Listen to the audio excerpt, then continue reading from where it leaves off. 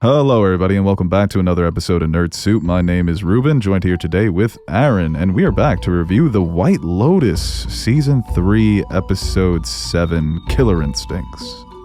And before we get into today's episode, I want to let you guys know that you can listen to this wherever you get your podcasts. And if you want more Nerd Soup, go ahead and check out our Patreon page and follow us on social medias at Nerd Soup, at Beau Soup, at Nerd Soup Monkey across all social medias. Another good episode from The White Lotus Season 3.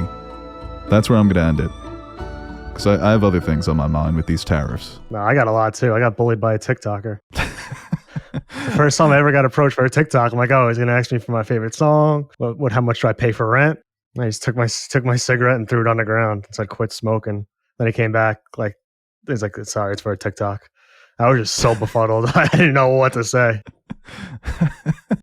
I'm not looking out for your health. I'm just trying to go viral. Fighting him didn't even cross my mind because I was just like that was an awkward situation. It was a weird situation.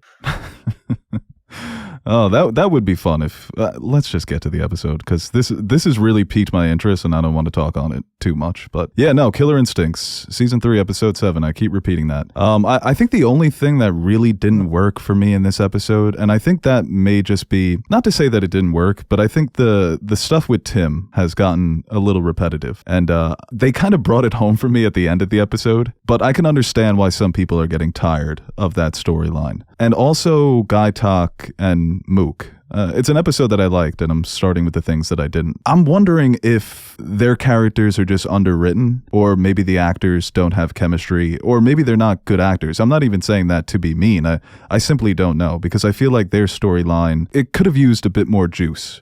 Like that moment when they're sitting down, it really didn't do much for me. But everything else in this episode, I actually thought was really great, dude. I thought it was just another good episode. See, I think I'm a little bit opposite because it's something where I think I've heard some of the frustrations people have had throughout the season, and I never really felt that.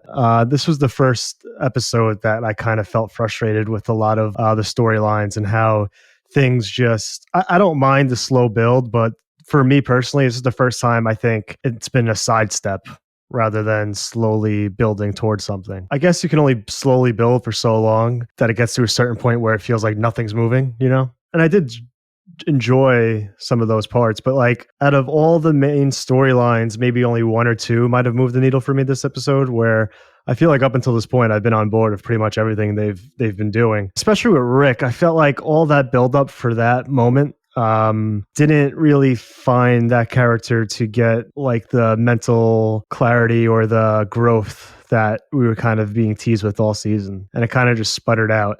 And that's something where I think that's a natural reaction, when people have these revenge plots and these grudges, and then they find out at the end it was kind of all worthless, or really given the opportunity, it kind of all faded away, because in your mind you're thinking all these things of what you were going to do, and if I finally get that moment, and then like he says, he sees him and he's just kind of a pathetic old man, and that kind of all loses, but he kind of loses that desire. But I feel like with all the build up and time we spent with that character, especially some of the earlier moments he's had trying to find that inner peace, to kind of have it all come, and there's still another episode left, so who knows what's going to happen next episode, but for the time being, I kind of felt that to be underwhelming. No, I would agree with that, and I think that I didn't come away feeling dissatisfied by it, but I agree with your assessment overall. I think just because Sam Rockwell trying to put on the facade was so funny to me, him trying to bullshit, these guys did absolutely no preparation. And then when they ran out, the old man fell and just escaping on the boat,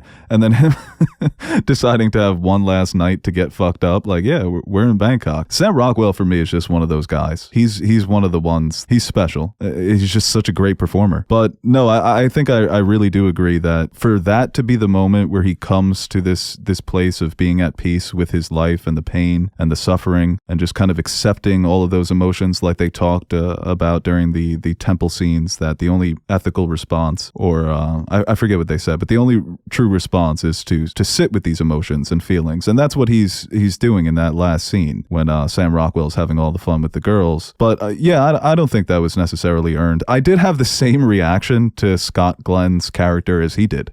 I pitied him. So when he's threatening him and he's talking shit to him and it wasn't hitting for me, it wasn't hitting for him. So yeah, that was well executed. But I think the overall arc, if that's going to be the conclusion of it, Goggins is an actor where you really could have given him some more meat to explore this character, to explore his pain, and they didn't do that, and I think that's unfortunate. And I think that there's a possibility that could happen for the other arcs in the finale. And that's why my point about Tim, people being tired of the Tim character, I really appreciated at the end that they create this devastating contrast between their ideas of what death is, because you go back to the previous episode and you get this really serene and peaceful idea of death, whereas Tim sees it as an escape because of how fucked up his life is. Not only for him, but for his family, for his wife, for his eldest son, that their lives are so materialistic that everything they have in terms of money and power is all they see as their own worth. And that is a devastating contrast that they create there. It's the final scene that really brought that home for me. He seems to just be doing the same thing episode to episode, you know? It's getting to a point where it's like, are you wasting Jason Isaacs as an actor? Because I think that could be a legitimate criticism. He has to kill his family, I think, for it to be worth it.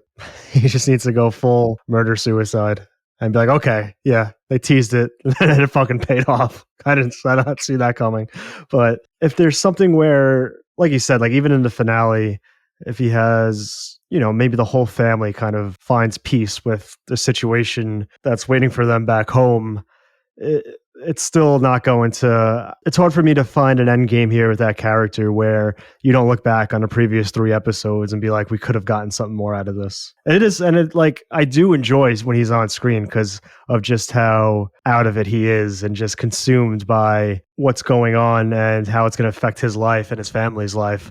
And that's funny, but like, you keep going to that every time, and it's hasn't really progressed to the point where you're actually seeing any development within that character for the past 3 episodes. It's like he wanted to kill himself, and then now he wants to kill his family, and that's really it. Yeah, not to rewrite his arc, but I do wonder if maybe they could have held off on that information, how dire the situation was, for a few more episodes, and give him something else to do to occupy his time. Like, yeah, this thing is still hanging over you, but you're still not sure what it is. For the last 3 episodes, it kind of feels like he's standing in the same place, making the same faces, teasing us with his own suicide, murder-suicide, killing his son, killing his wife. And it's just going to be an example of me referencing something I'm currently watching, but it's kind of like, it reminds me a little of Dougie Jones, just how frustrating it was on a episode basis when he just wanted him to be Cooper again. Different because we have history with that character and I know where it's all going. So now I'm actually enjoying it. But the first time I'm watching it, I was just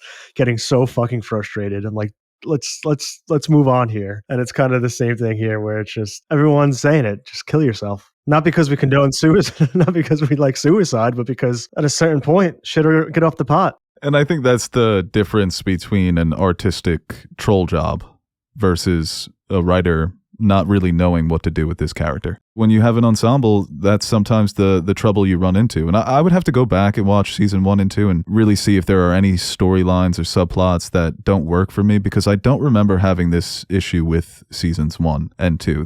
This to me is a glaring problem with this season, which is a season that I think is really good and I've enjoyed, but it really does. I mean, the finale is going to have to be an absolute banger for me not to consider this to be the weakest of the 3 seasons. And a lot of it comes down to Tim.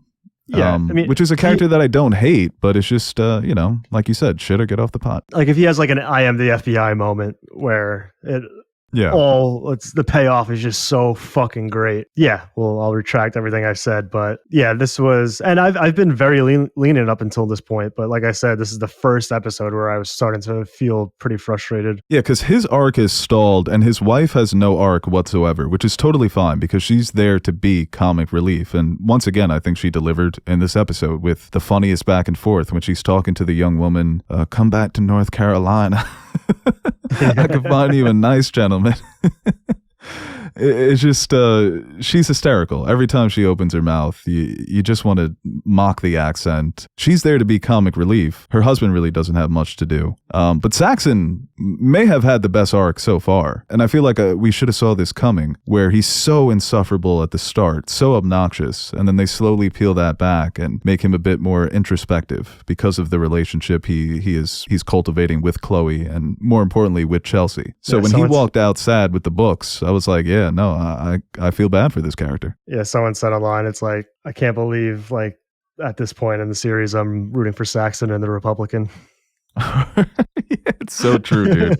They've made them the two most likable characters in this moment. He's just dealing with the bullshit, and Saxon realizing, there has to be more to life than money and women. Well, yeah, because it was kind of sad when he was talking to his father, like the self-realization that, like, he's fine, he is, and it was kind of, maybe it came from a place that hits home with him personally, with like the whole nepotism thing, obviously being a Schwarzenegger. I mean, he's probably had to deal with that as well, but his character saying, like, that's fine if I had to be tied with you, but like how he's just so dependent on success for his own personal well-being. You kind of feel for somebody like that who doesn't realize there's more to life than financial success or status. So it's like the first time, like, I feel like if we had somebody say these things to Saxon in episode 1 and 2, he would just laugh it off or be like, whatever.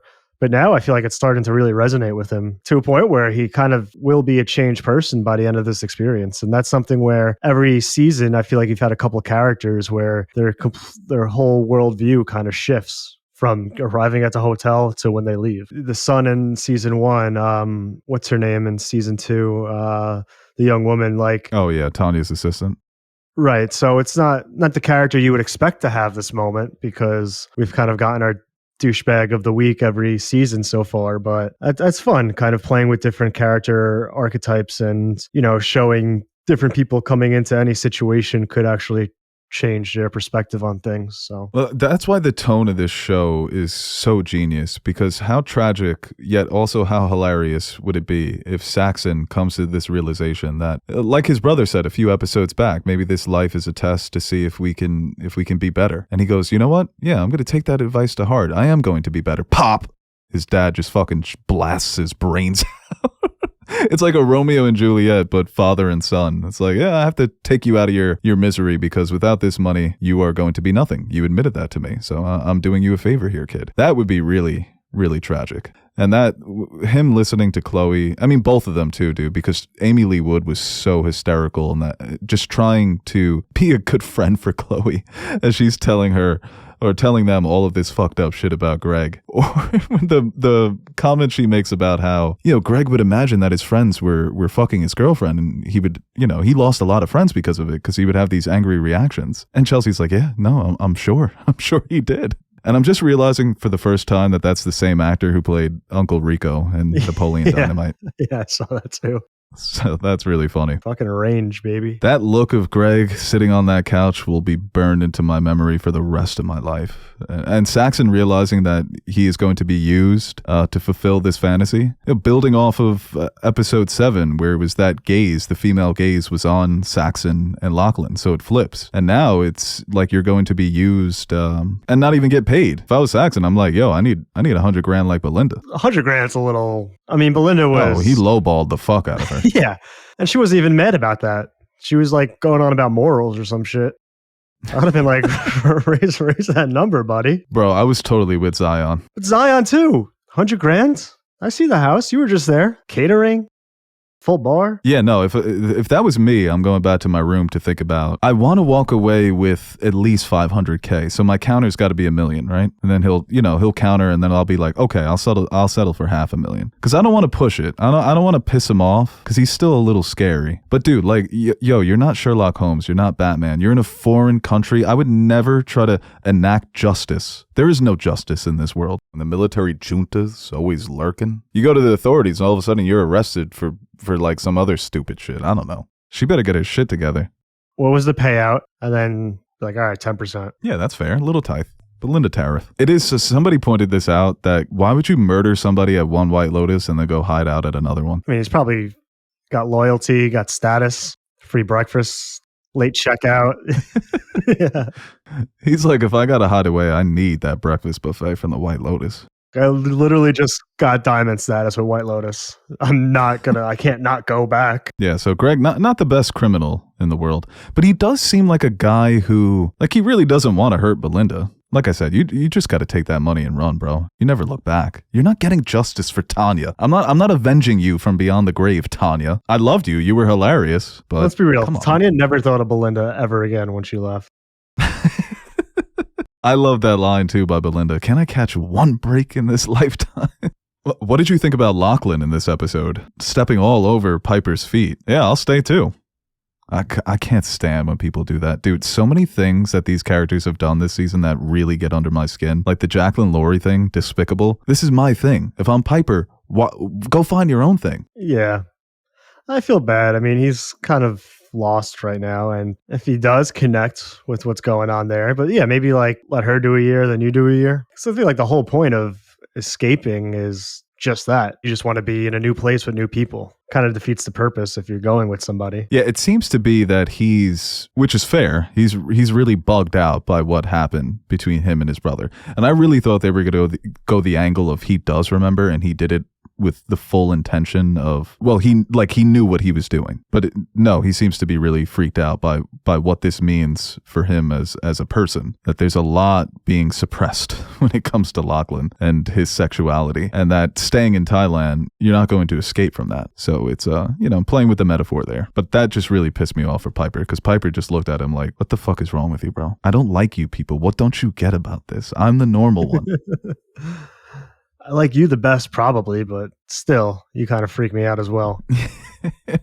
I like you from a continent away.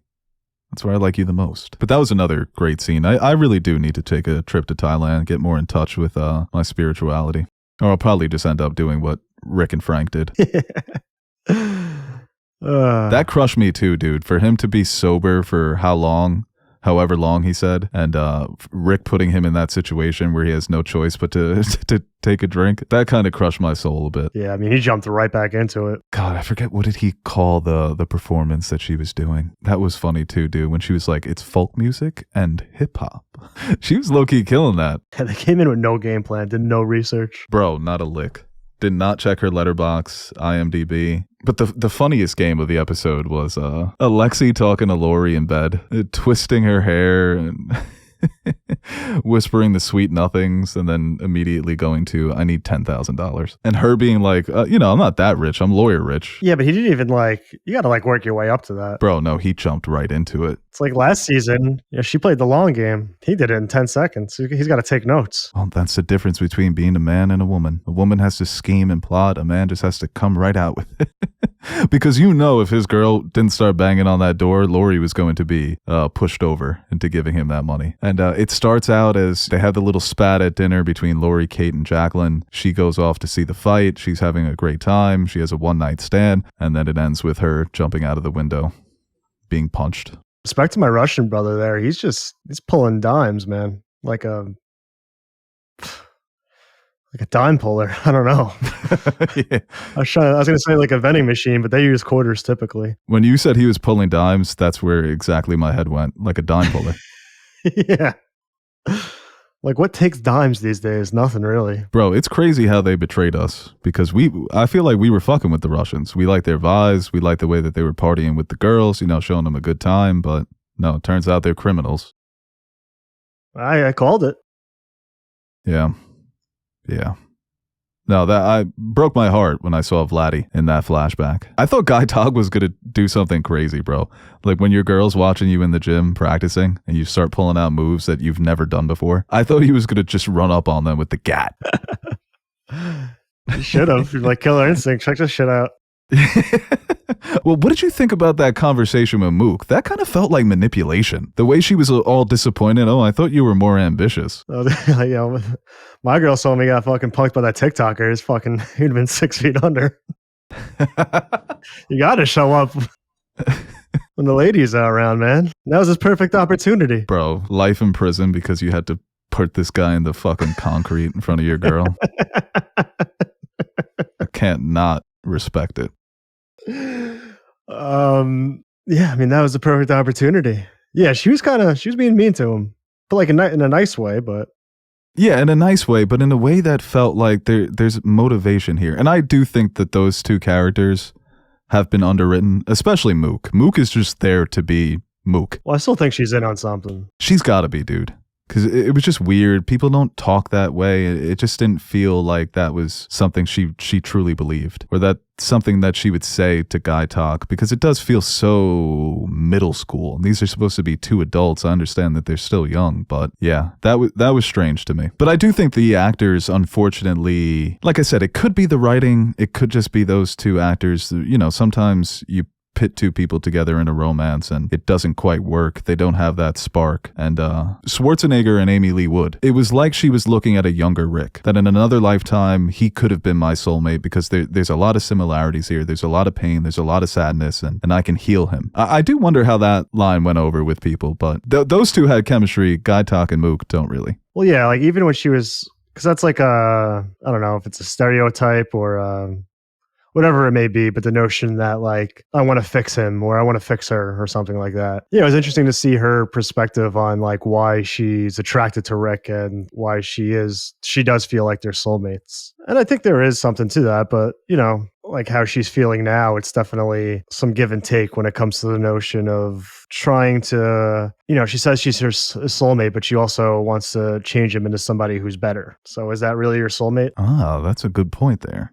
I like the way she put it, that I'm hope, he's pain, and one of us is going to win. Yeah, which isn't really like, you know, let Rick be Rick. But also, yeah, I think it's more of seeing the potential in someone and wanting to help them reach what they can be, because you know it's in them and you want the best for that person. Yeah, and I think Chelsea, you know, her telling Rick that this isn't going to give you what you're looking for ended up being true, because Rick comes to that realization when he's confronting this man, and he says a lot of people have been in those situations where you play it over in your mind over and over again, and when it finally comes, it's not as fulfilling because it's reality, and it starts to set in that this isn't going to be the end of my pain. Even if I do pull this trigger and take his life, it's more revenge than anything else. But I think Chelsea, they've also given her enough depth that she could be flawed. So when she starts telling Saxon about why she loves Rick, she says, the first day we met, he gave me his entire life story. So she appreciated the honesty. And that's obviously something that's important for her. This whole season, he's been hiding something from her, and that's been the cause of their tension. So she could be a little naive because she appreciated Rick so much and the honesty, and she's willing to give him, you know, some benefit of the doubt. But, you know, that could speak to the flaws of herself as a person, as a character. And like I said, it's usually when you don't give a character enough depth and then you apply those stereotypes that it can come off as a bit offensive and weird. But for her character, it doesn't, at least for me. Yeah, when I meet people and they tell me their fucking life story, I'm getting out of there as fast as I can. Bro, that always happens to me because for some reason I give off the impression that I want to listen to people. No, so yeah. They feel so comfortable talking to me. I just don't want to talk. I'm not listening. I just don't like talking. Well, and yeah, the thing we were all anticipating for this episode, Fabian's performance. I got to tell you what, not half bad. He did an original. He busted out an original. That takes balls, and I respected Fabian. That shit was so funny, dude, when he asked Jacqueline for advice. Every time he ends a conversation, he makes the funniest fucking faces. I don't know if this elevates him. I still think he's solidly number 3 when it comes to the managers, but I've been surprised by how much I've enjoyed him as the season has progressed. Even though he's kind of playing the peripheries as this character, but he's funny every time you see him. I do wonder, where the hell did Pam go? Because we haven't seen Pam in a few episodes. I hope she didn't get lost in that big bag. Yeah, imagine they went the fantasy route. She jumped in the bag. It's like a whole total like world. It's like a Harry Potter bag. Yeah. Or like the Mask, where he's pulling out bazookas and shit. She got lost in the Mask world. Fabian never knows when a conversation's over. He does and that's not. That's always so funny. I empathize a lot with that, man. Because that happened to me the other day where we like locked eyes at the end of the conversation and there was such an awkward silence. And I was just like, hey, it's good to see you, man. And he goes, yeah, thank you. And I was like, oh, brutal. Oh man, it's fun trying to find outs of conversations, but it's the way if there's no good reason and the other person can easily see that you're not doing anything else. It's like there was no no need to leave the conversation, but you're just like, all right, well. I can't tell you how many times I've faked podcast recordings. Like, oh, actually, no, I got to record in like 10, 15 minutes, so I got to go prepare. Like, oh, okay. Yeah. No. The podcast is that's what, if I ever gave like a seminar on podcasting, I'd be like, it's such a good excuse to get out of anything because they don't know. They don't know your schedule. Oh, yeah. If you don't answer anyone for a while, it's like, oh, sorry, I was recording. Ah, yeah, no, went long. Yeah, we were doing all 3 Godfathers. You ever see those? You ever see The Godfather? There's a lot of live commentary, too, so we had to watch the whole thing. Yeah, we didn't really talk about the tension, but they continue to write them as passive-aggressive, and I think that's so great. Because even the digs that they were taking at each other, I'm like, man, you guys really could go further than that. But they haven't. They're still like, it's probably the most personal that they've gotten between the 3 of them. But I felt like Lori could have done a better job defending herself. Yeah, I mean, she just doesn't get, like, Jacqueline just doesn't understand. Like, she's like, well, you could have slept with him and you didn't. Like, her reasoning is just, yeah, you did something a little shitty. She's like, what, are you in love with Valentine? Oh, I hate that. I don't know, maybe. Yeah, well, maybe. Are you in love with your husband? Why didn't she bring that up? Why didn't she bring up the husband? And what happens in Thailand, you know? And they're actors. That is so true, dude. They're not even real people. Fuck. I'm so invested in their lives. It's so funny. Did you hear about that interview Isaacs gave where he was like, behind the scenes, there was more drama than even in the show. It's like friendships, enemies, betrayal. I was like, what the fuck happened behind the scenes of this season? Need that documentary. It would be hilarious if it was like Leslie Bibb and Lachlan's actor. They just fucking hated each other. Yeah, it's like Pam and Walton Goggins. There's huge beef between the 2 of them. Carrie Coon is so regular person hot. Is if that you get like, what I mean. Yeah, no, I get, yeah. I don't know if it's backhanded. But yeah, if she heard that, would she be like, oh, thank you? I think that's exactly how she would respond to it, yeah. She's kind of like what you used to see for leading women in Hollywood back in the day, before it was just taken over by models who have looked like Barbie dolls, not in terms of their figure, but the plastic in their face. You know, I'm trying to think of someone. Ellen Burstyn.